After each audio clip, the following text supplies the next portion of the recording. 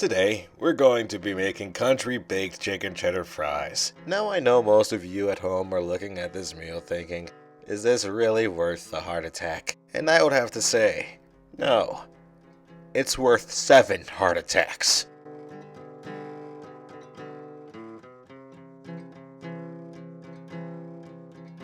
Alright, so to start this meal, we need our potatoes. So, like any normal man, I head into my enchanted forest, find my magical tree, and show it who's boss. So now that we harvested our potato, it's time to give it the old alley-oop, bring out the problem solver, and there you go, you got fries. Now be sure to place these onto a baking sheet, then put it in your hot box on 425, and watch as it cooks in its own eternal hell. Alright, we need some Peppa Pig. You know, bacon. And there's only one way we can get that. Amazing. All hail the magical tree. All hail the magical tree. All hail the tree, man. Now you want to be cooking these sexy strips on medium to low heat. Now while that's cooking, it's time to prepare our bird.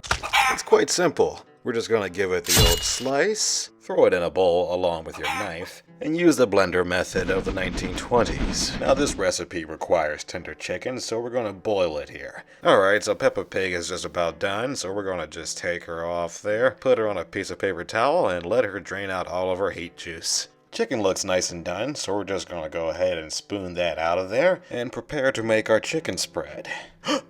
Samson? Thanks to our spice bird, we're gonna season our chicken with salt, pepper, chili powder for spiciness. And you know 'em, I love 'em, minced garlic. So after we season our chicken, we're gonna add the most important ingredient to this chicken spread, and that's gonna be mayonnaise. A lot of people are afraid of mayonnaise. I don't blame them because it's not very visually appealing. But like my wife, deep down, it's a bitch. There's no but. Just a fucking bitch. As you can see, all I did was just combine all my ingredients together and mix it. And bada bing, bada boom, you got a chicken spread. Alright, and now that our pig meat is all nice and dry, we're gonna take it here and give it the old slice and dice. And by this time, our fries should be done.